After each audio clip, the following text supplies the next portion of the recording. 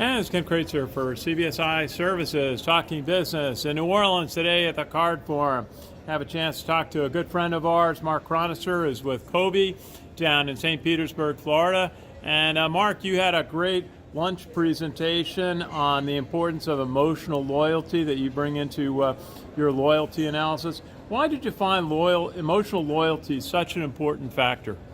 Yeah, it's interesting. I think a lot of companies are driven, in a lot of industries have been driven more towards commoditization of their offers, and consumers think about things differently today.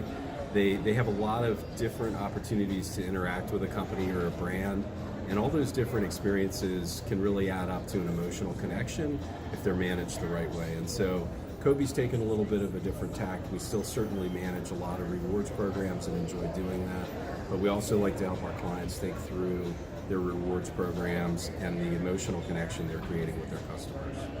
Sure, and you identified three key statistical measures of loyalty, and those being status, habit, and reciprocity. Tell us a little bit about how you came up with those three important measures. Yeah, so it's interesting. Our chief strategist began a lot of the research on this, and we actually looked at academia originally to kind of evaluate some research that had been done around human emotions, consumer behaviors, and that type of thing. And that led us down a path to distill these three different bonds that get created around either status, which is you make me feel special or different or valuable in some way; habit, which is I just kind of get into autopilot with you and I just want to interact with you in the way I choose to interact with you and get it done. It's quick, it's efficient, it's easy, it's frictionless. And then reciprocity, which is you've done something nice for me, I feel obligated to do something nice for you. And so the research that we've gone through has kind of proven out that these are the three different categories of behaviors that really drive emotional loyalty. Right, and you plotted the statistics in your index about, as you described, three major industries: retail, airlines, and banks, and you saw some differences by the industries in the indexes that you create. Tell us a little bit about that. Yeah, so what we've done is we've created a country average for these three different emotional drivers through thousands of surveys that we've done with consumers and how they feel about different brands. And then we do research on specific brands to kind of profile or index how those companies compare to average. We've looked at three different industries. We've looked at retail, we've looked at airline, we've looked at banking. Airline by far is the most commoditized today. There's very small spreads from brand to brand on how much emotional connection consumers have through those three drivers. Retail has very large spreads.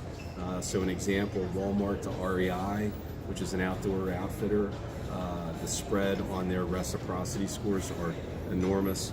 Banking surprisingly has pretty high spreads. As a person who spent most of my career in banking and payments, I expected to see a much more commoditized, tighter view on those, and there was quite a bit of variance from brand to brand on what we saw in the results. Absolutely. Now, tell us a little bit about how you use the index and measurements that you do of emotional loyalty to help your clients at Kobe. Sure. So you can use, once you calibrate your customers and you know how they compare to your overall industry, how emotionally connected their customers are, and which of those drivers are most important, you can then figure out both communication strategies and offer strategies that will most appeal to those populations. So people are habit driven. You want to kind of keep them in the habit. You don't want them thinking about what they're doing. If anything, you want to drive them towards behaviors. Easy examples: auto pay, auto payment, those types of things that are going to drive the consumer to just more and more be in a habit of interacting with you. If you have consumers that are much more reciprocity focused, you may want to think about creating some sort of community type thing for your consumers. So we really help customers. Once we've done the research, we help our clients think through the strategies that are going to have the most appeal, and then we help our clients execute on this. And you really describe the importance of this, value of this for retention marketing, being able to identify customers who might be at risk of attrition. How are you able to help customers with that all-important retention?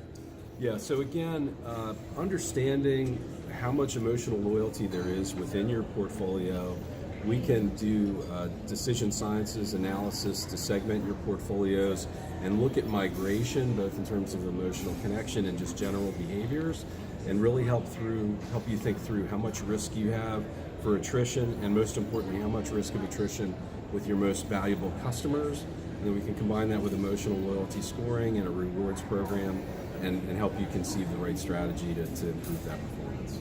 Very good. I always like to ask my guests a little bit about their career path. You've been in the card business a long time. You're a client of ours at CBSI when you were at First National. Tell us a little bit about some of the steps, some of the key things you've worked on. Yeah, sure. So I've had a fun career. I've got lucky. Second job right out of college was with MBNA, which was really just a growth rocket for 16 years. Fun ride. Ascended quickly within the organization, as a lot of others did. It was just a fortunate time. I've started up a couple companies. I ran a consulting agency.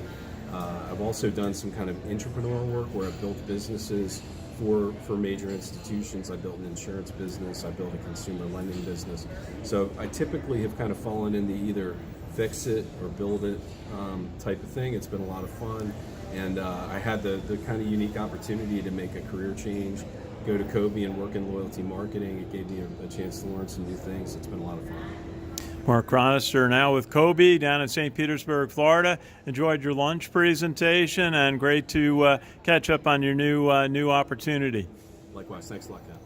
Pleasure. This is Ken Kraetzer for CBSI Services, talking business at the Card Forum in New Orleans.